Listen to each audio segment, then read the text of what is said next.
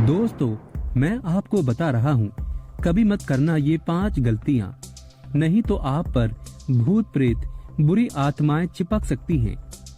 दोस्तों, अक्सर हम लोग इस भ्रम में जीते हैं, न जाने भूत प्रेत होते भी हैं या नहीं, क्योंकि कई लोग मानते हैं भूत प्रेत कुछ नहीं होता, ये सब मनगढ़ंत बातें हैं, ये सब काल्पनिक है। पर सच्चाई ये है कि भूत प्रेत होते हैं। पुराणों के अनुसार अच्छाई और बुराई दोनों होती हैं, और बुरी शक्ति और अच्छी शक्ति भी होती है। आपको बता दें, जो इंसान किसी अकाल मृत्यु के कारण अपना शरीर खो देता है, तो वो भटकने वाली आत्माएं भूत कहलाती है। तो ऐसे में हम ये जानते हैं कि वो 5 कौन सी गलतियां हैं जिनको करने से भूत प्रेत शरीर पर आ सकते हैं या आपके अंदर प्रवेश कर सकते हैं। तो चलिए जानते हैं।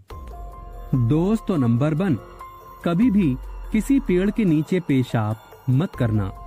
अक्सर आप कहीं भी उतरकर पेशाब कर देते हैं या किसी भी स्थान पर थूक देते हैं।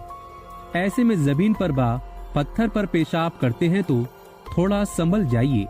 पेशाब करने से पहले आप आसपास जरा ध्यान से देखिए कि वहां पर कोई शमशान घाट या कब्र ना हो, या फिर वहां पर कोई मंदिर ना हो। और अगर सब कुछ वहां पर सामान्य है, ठीक है, तो भी किसी भी जगह पर पेशाब करने से पहले गायत्री मंत्र करना आवश्यक है। अगर आपको गायत्री मंत्र नहीं आता तो आप भगवान का नाम ले लें, जिससे वहां पर किसी भी तरह की कोई नकारात्मक ऊर्जा अगर होगी तो आपको वो नुकसान नहीं पहुंचाएगी। दोस्तों, अक्सर लोग गांव में ऐसी गलतियां कर देते हैं जिसका परिणाम उन्हें भुगतना पड़ता है। दोस्तों, जरा आप खुद ही सोचिए, यदि आपके ऊपर कोई पेशाब करेगा तो आपको भी बुरा लगेगा और आप उसे मारने के लिए कुछ भी कर सकते हैं। ऐसे में बुरी शक्तियां भी आपसे बदला जरूर लेंगी। दोस्तों, नंबर 2, यदि आप कहीं भी घूमने गए और पुराने खंडरों में अपने मित्र को आवाज लगाते हैं तो जरा हो जाइए सावधान, क्योंकि एक नाम के कई लोग होते हैं और इसी का फायदा उठाते हुए भूत प्रेत आत्माएं ये सोच बैठती हैं कि इस व्यक्ति ने हमें पुकारा है और हमें इसके साथ जाना चाहिए, और वो आपके पीछे पीछे आपके घर तक चली आती हैं। ऐसे में वो आपको अपना शिकार धीरे धीरे बना लेती हैं। वो आपके शरीर में अपनी जगह बना लेती हैं और इसका परिणाम आपको आगे चलकर देखने को मिलता है। इसीलिए थोड़े से मजे के लिए खंडरों में, एकांत में, दूर इलाकों में कभी किसी का नाम लेकर जोर जोर से नहीं चिल्लाना चाहिए। ऐसे में अगर आप किसी को आवाज लगा रहे हैं तो उसका नाम लीजिए जो मित्र आपके सामने मौजूद हो।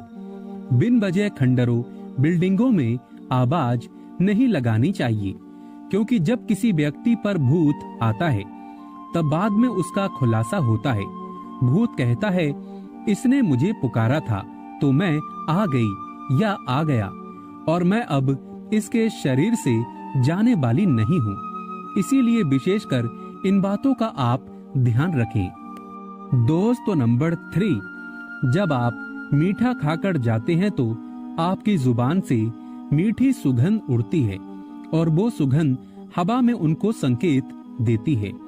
ऐसे में आप एकांत से गुजर रहे हैं, तब आपके पास कोई ऐसी बुरी शक्ति होती है जिसके मन में मरने से पहले मीठा खाने की इच्छा या खाना खाने की इच्छा अधूरी रह जाती है, और इसी कारण वो ये सोचने लगती है कि ये दोबारा मीठा जरूर खाएगा और हम इसके माध्यम से उसकी अनुभूति कर लेंगे।